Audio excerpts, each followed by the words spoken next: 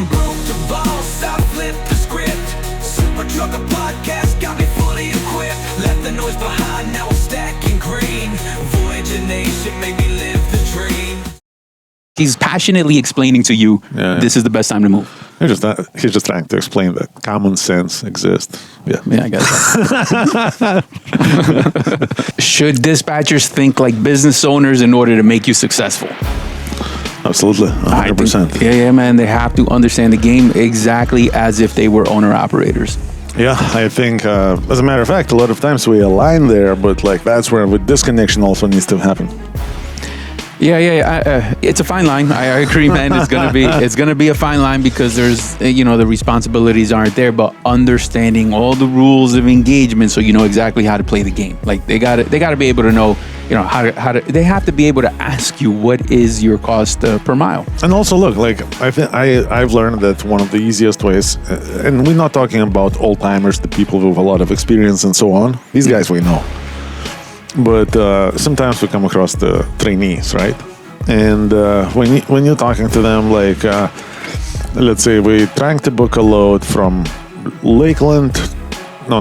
The truck is in Lakeland. The load is on the east side of Orlando. Mm-hmm. And let's say it's 3 p.m.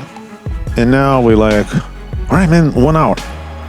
Yeah. And that's where also total disconnect happens. But when you try to explain, like, listen, man, if I told you that you are expected to be on the east side of Orlando today at 4 p.m., what time do you need to leave? Changes everything. Right. Yeah, because now, and he understands patterns, and that disconnect is there. It's the same as like we get a lot of guys who will call us and they're looking for some opportunity, and they have like those dispatch schools that kind of just train you up and give you a nice little certificate and whatnot.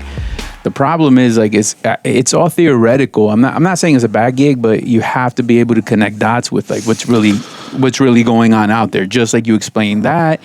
And also, once they graduate, they're like, no deadhead miles, thinking that every deadhead mile is like some kind of evil, nasty thing, but it can save you. It can make sense in a certain situation. As a matter of fact, when I was doing some research about just trying to work out the plan for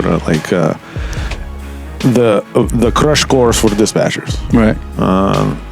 Even if somebody is with experience or whatnot, before we put them, to dispatching, just kind of do a crash course. And a lot of that, like when you go online looking for information, we're just trying to save a few brain cells. And a lot of times it says like, no deadhead. Like deadhead is some evil thing that, just kills it.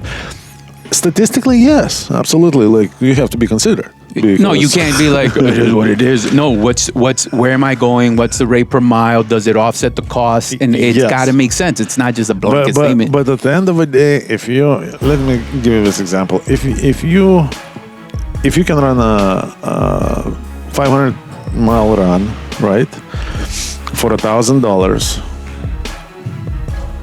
now what's the difference if that's 250 empty and 250 loaded, or all 500 loaded? Yeah, that's all I'm saying. As long as the money is there, we're good. Yeah, and then it would, As a matter of fact, in that example, the more deadhead, the better.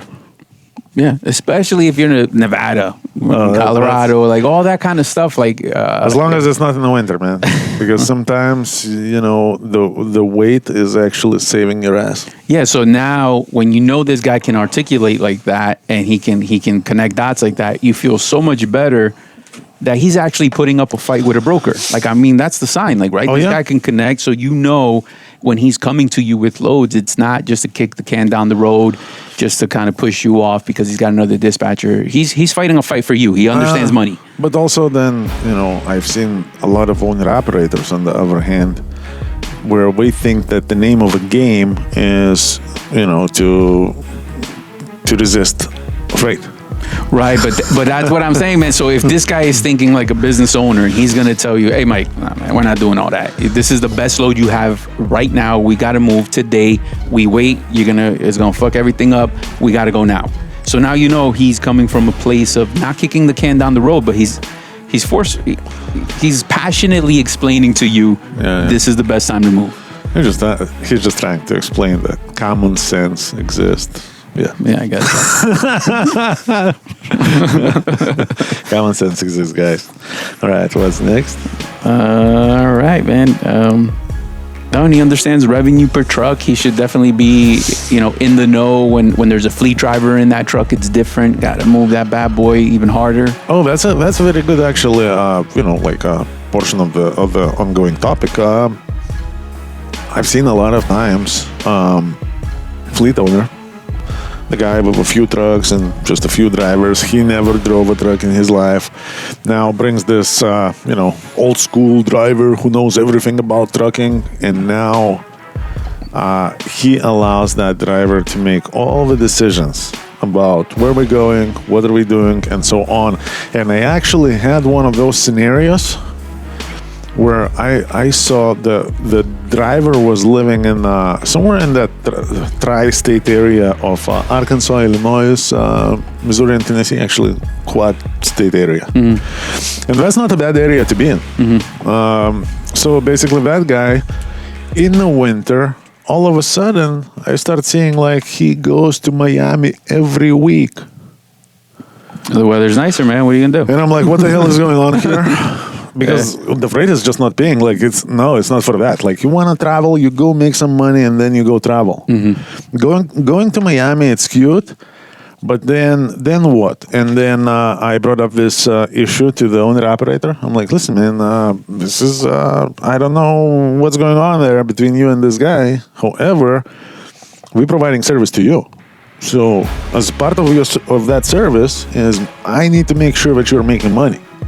Why is he going to Miami every week? Is that your guys' some sort of, I-95 style plan, or like what's going on?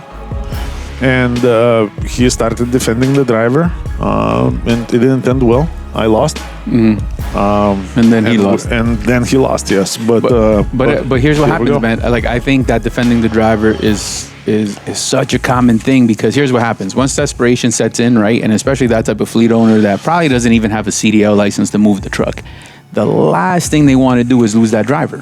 Yeah. So they're coming from a place of loss, and not that it makes it right. They want to just believe the driver, because that is so much easier than believing that this isn't really working out. And then that's where it gets tricky.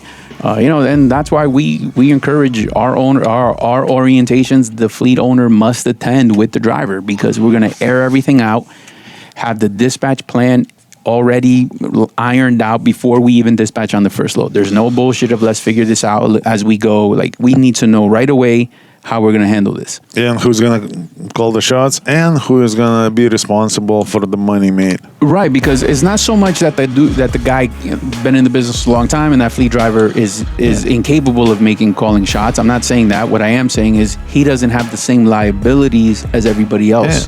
So he doesn't have to worry about the costs of Yes, the idea is this. Like, the driver can be the best driver ever. Like, he can drive like a champ, but he don't pay the bills. But he doesn't pay the bills, and that's the biggest challenge. Yeah. So there you go, guys. That's what we're here to talk about. Dispatching and being successful. You have to be able to find that dispatcher that can get you to the money. And if you don't have one, give us a call. 863-342-5171. We are a full-service trucking company. We are not just dispatch service or anything like that. And if you're looking for a killer, we got you a few. Be safe and drive safe. Owner-operator partnership is very real. I got tons of guys who are making $4,000 take-home. Learn how you can do that by giving me a call at 863-342-5171. We are conveniently located in Lakeland, Florida. We are a Florida-based trucking company that is here to provide you resources to be successful. So once again, it's 863-342-5171.